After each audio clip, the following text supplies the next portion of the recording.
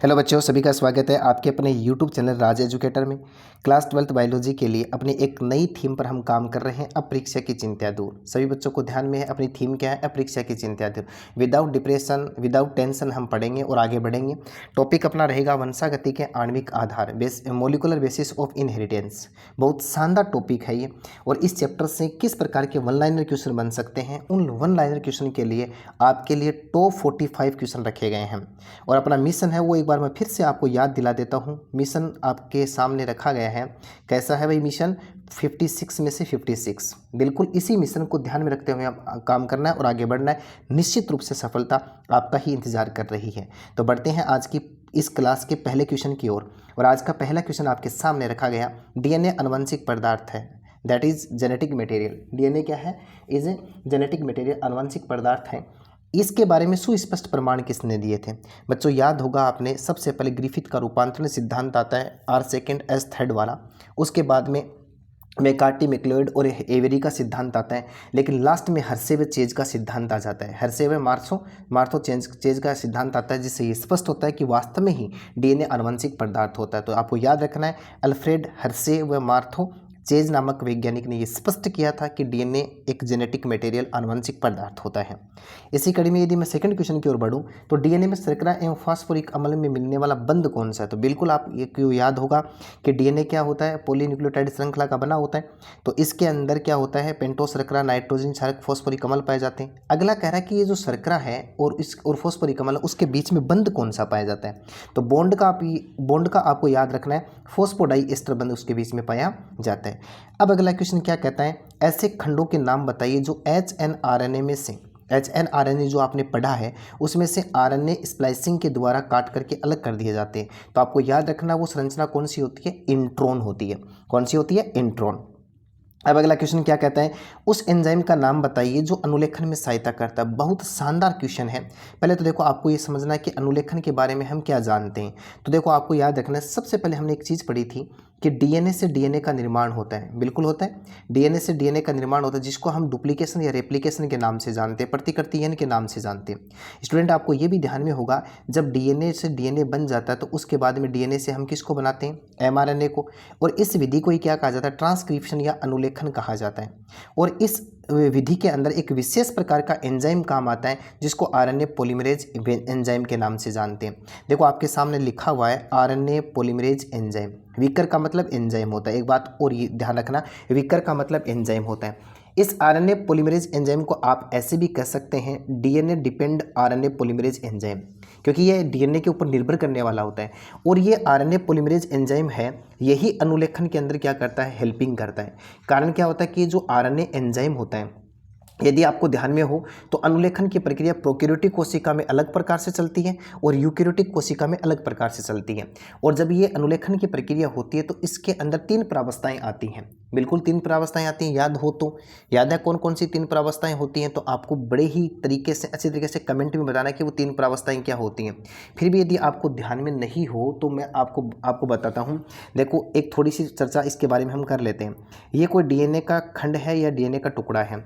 आपको याद रखना है, ये देखो बहुत शानदार तरीके से बता रहा हूँ। डीएनए के आपको 2 रज्जुक दिखाई दे रहे हैं।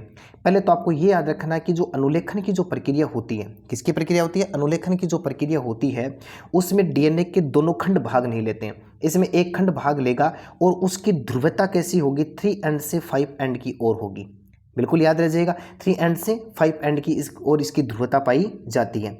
अब इस ध्रुवता के ऊपर हम बात करते हैं तो देखो क्या होता है, जब इस ध्रुवता के ऊपर बात करते हैं तो एक चीज सामने आती है। देखो सबसे पहले इससे अनुलेखन की प्रक्रिया के अंदर मैं प्रोकैरियोटिक कोशिका की यदि थोड़ी सी बात करने का प्रयास करूं तो इसके अंदर क्या होता है, सबसे पहले देखो एक विधि आती है प्रारंभन। क्या आती है? प्रारंभन। ठीक है, उसके बाद में इसका होता है दीर्घीकरण। उसका क्या होता है? दीर्घीकरण। और तीसरा इसके अंदर आता है टर्मिनेशन या समापन। ये 3 घटनाओं के द्वारा जीवाणु कोशिका के अंदर अनुलेखन की प्रक्रिया होती है बच्चा।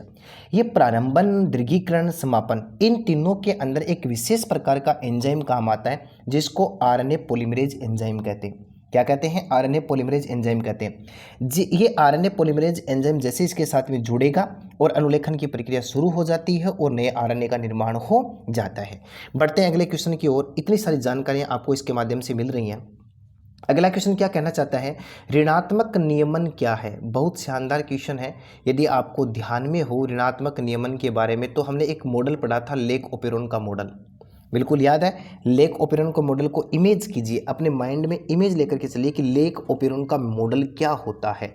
बहुत शानदार तरीके से ये एक्सप्लेनेशन किया गया था लेक ओपेरोन के मॉडल के अंदर, और वहाँ पर ये सारी चीज़ें सामने आई थी कि लेक ओपेरोन मॉडल के अंदर किस प्रकार से घटनाएं घटती हैं।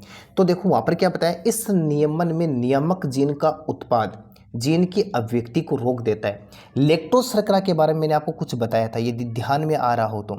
लेक्टोज शर्करा जैसे ही आती है तो क्या होता है, उसके अंदर जो जीन होता है उसका काम करना शुरू हो जाता है। इस नियमन में नियामक जीन का उत्पाद जीन की अभिव्यक्ति को रोकने का काम करता है, जिसको ऋणात्मक नियमन कहते हैं। अब अगला क्वेश्चन क्या कहता है कि आनुवंशिक कूट में कोमा रहित का क्या तात्पर्य है। देखो, जब हमने जेनेटिक कोड के बारे में बात की थी, जेनेटिक कोड का ट्रिपलेट सिद्धांत को सर्वमान्य सिद्धांत माना गया था। एक बार साथ साथ में पूरा का पूरा एक्सप्लेनेशन करने का प्रयास कर रहा हूँ कोडोन के बारे में।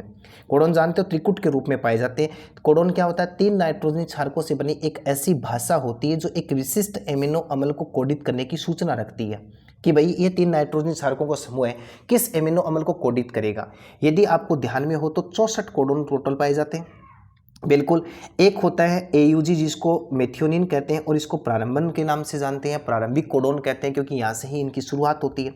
इसके बाद में 3 समापक कोडोन बन जाते हैं। कैसे बन जाते हैं, समापक या स्टॉप कोडोन के नाम से जिसको जाना जाता है उनका निर्माण होता है, टर्मिनेटर कोडोन का निर्माण हो जाता है। यदि मैं थोड़ी सी बात करना चाहूँ उन कोडोन के बारे में, तो यदि आपको याद हो तो UAA, UAG और UGA ये 3 समापन कोडोन होते हैं, और समापन कोडोन जो होते हैं जैसे ही बन जाते हैं तो प्रोटीन संश्लेषण की प्रक्रिया रुक जाती है। स्टूडेंट, इसने क्या पूछा कि आनुवंशिक कूट में कोमा रहित का क्या मतलब है, तो आपको ये 3 कोडोनों का मैंने समूह बना करके बताया। देखो UAA, यहाँ पर कोमा रहित का मतलब है कि इसको हम टुकड़ों में नहीं पढ़ सकते, तीनों को एक साथ पढ़ेंगे, ऐसे नहीं पढ़ेंगे UAA, जबकि क्या पढ़ा जाएगा, UAA पढ़ा जाएगा। इसका मतलब क्या होता है कि इसको कोमा रहित माना जाता है। वे कोडोन, देखो 2 कोडोन के बीच में विराम नहीं होता, बिल्कुल। देखो क्या लिखा हुआ है डेफिनेशन के अंदर, 2 कोडोन के बीच में विराम नहीं होता, एक के बाद दूसरा कोडोन तुरंत प्रारंभ हो जाता है, यानी यू के बाद में तुरंत क्या आ जाता है, UAA, ऐसे हम पढ़ेंगे। बढ़ते हैं अगले शानदार क्वेश्चन की ओर। SN, देखो क्या लिखा है, SNRNP का पूर्ण नाम बताइए। तो मैंने आपको पहले ही बताया था, लघु केंद्रीय राइबोन्यूक्लियोप्रोटीन के नाम से इसको जाना जाता है। एक बार पुनः देख लो, लघु केंद्रीय राइबोन्यूक्लियर प्रोटीन के नाम से। S का मतलब क्या बन गया, जिसको हम क्या कह सकते हैं, शॉर्ट कह सकते हैं, और N का मतलब न्यूक्लियर बन गया। बढ़ता हूं मैं अगले शानदार क्वेश्चन की ओर। सबसे छोटा RNA कौन सा होता है और इसमें कितने न्यूक्लियोटाइड होते हैं। बहुत शानदार क्वेश्चन है, तो आपको याद रखना सबसे छोटा RNA tRNA होता है, जिसके अंदर 75 से 80 न्यूक्लियोटाइड पाए जाते हैं। सिंपल क्वेश्चन है, इसलिए आगे बढ़ता हूँ। सिस्ट्रोन की संख्या के आधार पर mRNA कितने प्रकार के होते हैं। बहुत शानदार क्वेश्चन, मैंने आपको बताया है सिस्ट्रोन की संख्या के आधार पर mRNA 2 प्रकार के, एक तो मोनोसिस्ट्रोनिक होता है और एक पॉलीसिस्ट्रोनिक होता है। याद आया, एक तो कैसा होता है मोनोसिस्ट्रोनिक और एक कैसा होता है पॉलीसिस्ट्रोनिक। अब आपको कमेंट में ये बताना है, जरूर बताना है पक्का पक्का, कि मोनोसिस्ट्रोनिक प्रोकैरियोटिक कोशिका में होता है, पॉलीसिस्ट्रोनिक यूकैरियोटिक कोशिका में होता है, या फिर एक दूसरे के उल्टा होता है। आपको बताना मोनोसिस्ट्रोनिक किस में पाया जाएगा, पॉलीसिस्ट्रोनिक किस में पाया जाएगा। बढ़ता हूँ अगली डेफिनेशन की ओर। मोनोसिस्ट्रोनिक किसे कहते हैं, तो वह mRNA जिसमें केवल एक सिस्ट्रोन, ध्यान से सुनना, वह mRNA जिसमें केवल एक सिस्ट्रोन अर्थात प्रोटीन के एक अणु के संकेत अनुलेखित होते हैं, और फॉर एग्जाम्पल यूकैरियोटिक कोशिकाओं में। तो आपको कुछ सोचना है और वो कमेंट में जरूर बताना है। फिर देखो अगला क्वेश्चन आपके सामने रखा गया है, रेप्लिसोम किसे कहते हैं। तो मैंने आपको DNA रेप्लिकेशन मेथड पढ़ाया है, तो उस समय कई प्रकार के एंजाइम अपने सामने आए थे। DNA रेप्लिकेशन में काम में आने वाले एंजाइमों की एक लंबी श्रृंखला जो होती है उसको ही क्या कहा जाता है, रेप्लिसोम कहा जाता है। तो DNA रेप्लिकेशन विधि में एंजाइमों की एक श्रृंखला भाग लेती है, जिसको रेप्लिसोम के नाम से जानते हैं। बहुत शानदार क्वेश्चन। अगले क्वेश्चन की ओर बढ़ूं तो मैं, DNA के एक कुंडलन की लंबाई तथा एक कुंडलन में नाइट्रोजन क्षारकों की संख्या बताइए। देखो काम की बात करते हैं। वॉटसन व क्रिक ने 1953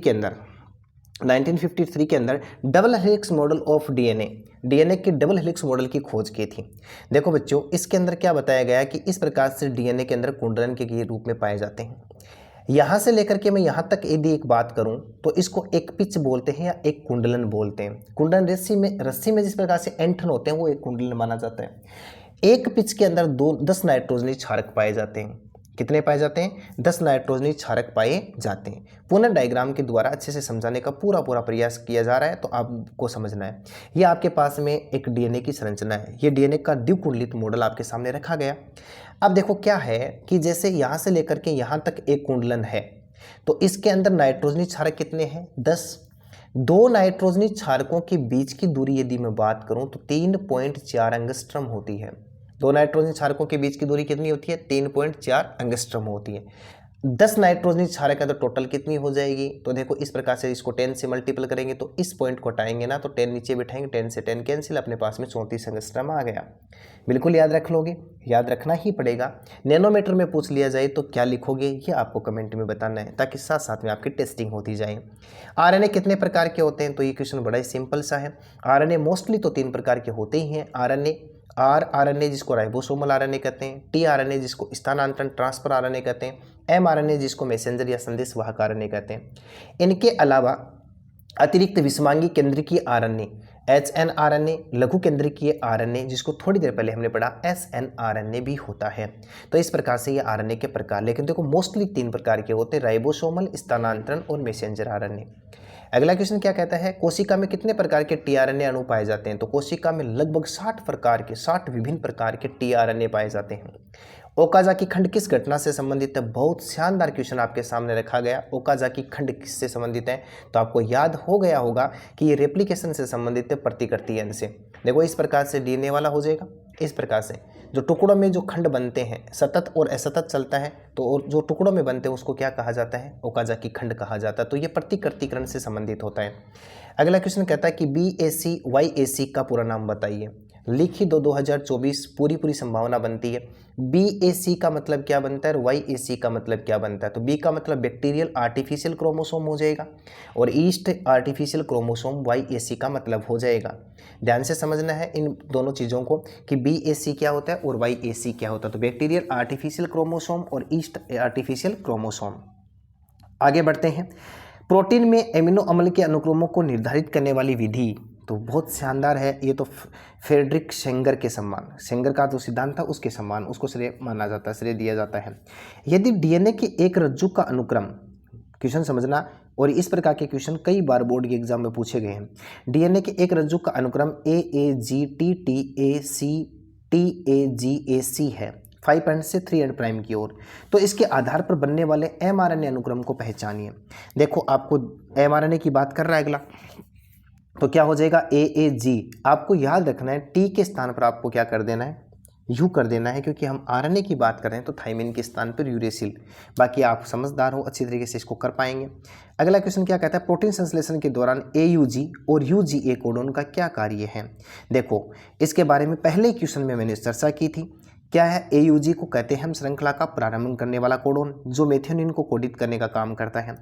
और UGA की यदि बात करें, यह प्रोटीन संश्लेषण के दौरान पॉलीपेप्टाइड श्रृंखला के समापन का कार्य करता है। किसका समापन करता है? यानी प्रोटीन संश्लेषण के दौरान पॉलीपेप्टाइड श्रृंखला के समापन का कार्य करता है, अतः किसी भी एमिनो अम्ल को कोडित नहीं करता है। UAA, UGA, UAG और UGA तो समझ गए होंगे आप, ये स्टॉप कोडोन है। बात करते हैं आनुवांशिक चित्रण का मानव जीनोम परियोजना में क्या योगदान है। देखो आनुवांशिक मानचित्रण मानव जीनोम परियोजना में सीमाकारी एंजाइम के पहचान स्थल की बहुरूपता और निश्चित पुनरावर्ती डीएनए अनुक्रम की सूचना देने का काम करता है। अगला क्वेश्चन कहता है डीएनए रज्जु की सतत प्रतिकृति में निहित एंजाइम का नाम बताइए और टेम्पलेट की ध्रुवता बताइए। बहुत ही महत्वपूर्ण क्वेश्चन आपके सामने फिर से रखा गया। क्या कहता है? डीएनए रज्जु की सतत प्रतिकृति में निहित एंजाइम का नाम आरएनए पॉलीमरेज वह डीएनए पॉलीमरेज होता है। एक टेम्पलेट रज्जु 3 एंड 5 एंड, तो दूसरा हो जाएगा 5 एंड 3 एंड। 3 एंड 5 एंड पर 5 एंड 3 एंड दिशा में सतत और 5 एंड 3 एंड रज्जु 5 एंड 3 एंड दिशा में असतत नई श्रृंखला का निर्माण होता है। जो असतत बनती है उसको ओकाजाकी खंडे कहते हैं। अगले क्वेश्चन की ओर बढ़ते तो न्यूक्लियोसोम किसे कहते हैं?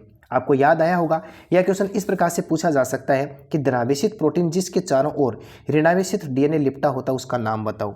ये आपके समझ में आया हो तो ये किसकी बात कर रहा है, तो ये डीएनए पैकेजिंग की बात करता है। और डीएनए पैकेजिंग के बारे में आपको क्लास पहले से डाली हुई है और वैसे भी बोर्ड पे बहुत अच्छी तरीके से बताया गया है। इसको एक डायग्राम के माध्यम से समझने का प्रयास करते हैं। देखो इस प्रकार से ये क्षारीय स्टोन प्रोटीन होती है और उसके चारों ओर इस प्रकार से डीएनए का कुंडलन पाया जाता है ऐसे।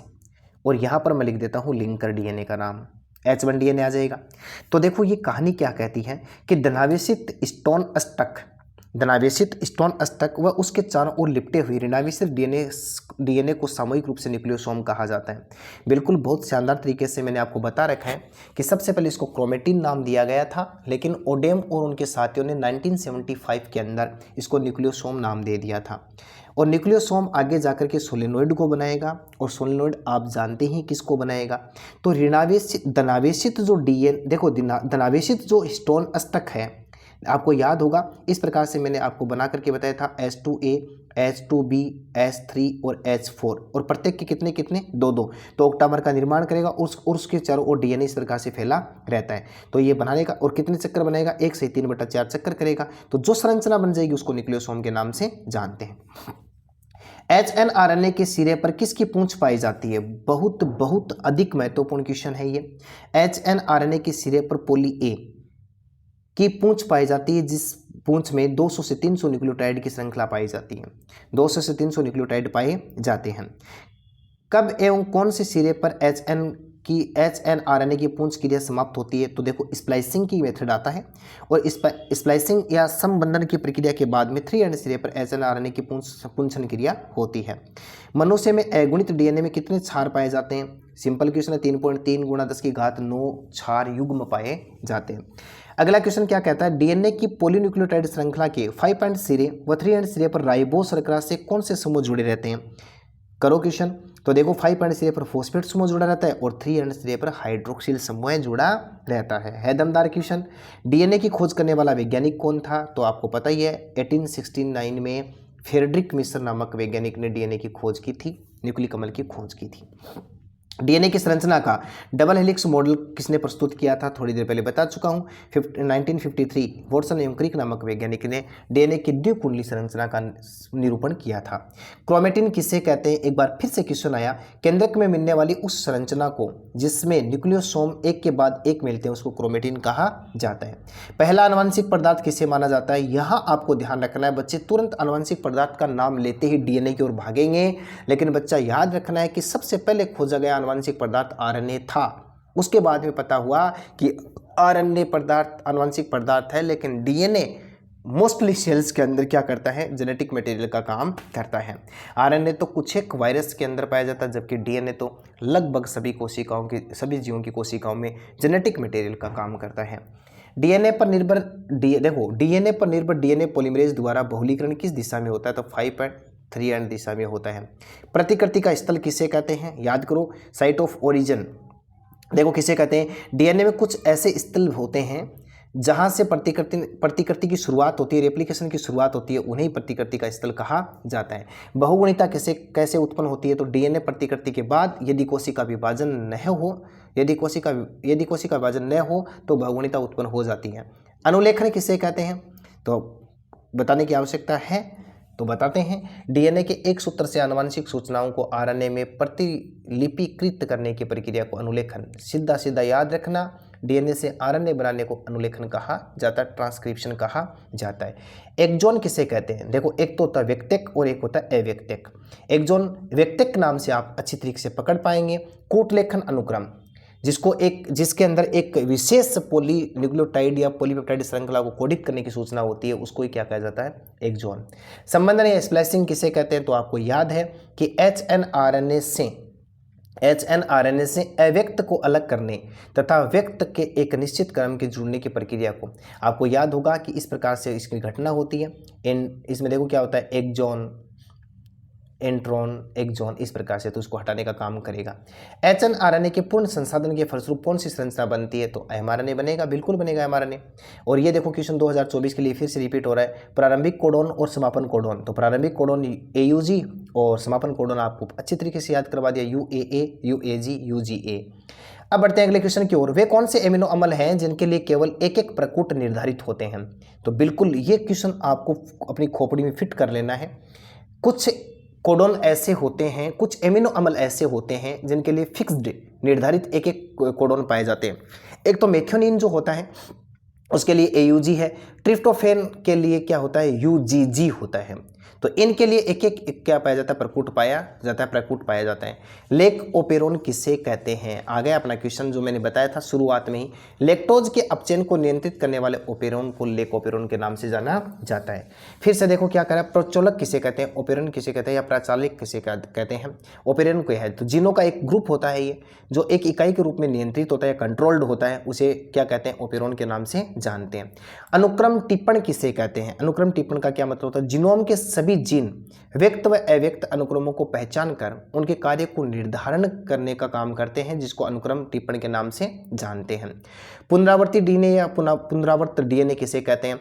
जीनोम का वह भाग जिसमें डीएनए का एक छोटा भाग कई बार पुनरावृत्ति करता है, कई बार पुनरावृत्त होता है, उसे पुनरावृत्त डीएनए के नाम से जानते हैं। और ये प्रोटीन संश्लेषण के लिए आरएनए का अनुलेखन नहीं करता है बच्चा, याद रखना है इसको। ये प्रोटीन संश्लेषण के लिए आरएनए का अनुलेखन नहीं करेगा। अनुलेखन की इकाई किसे कहते हैं? तो डीएनए का वह खंड जो आरएनए का अनुलेखन करता है उसे ही अनुलेखन की इकाई कहा जाता है। बहुरूपता किसे कहते हैं? तो आनुवंशिक आधार पर क्या दे रखा है अगले? आनुवंशिक आधार पर, ध्यान से समझना, आनुवंशिक आधार पर विभिन्नता को बहुरूपता कहते हैं। और ये उत्परिवर्तन के कारण से उत्पन्न होती है, जब म्यूटेशन हो जाए तो उसके कारण से उत्पन्न होती है। तो बच्चा ये जो अपना टॉपिक था वंशागति का आणविक आधार, इसके आपके सामने 47-45 क्वेश्चन रखे गए और इस चैप्टर का पूरा पोस्टमार्टम किया गया।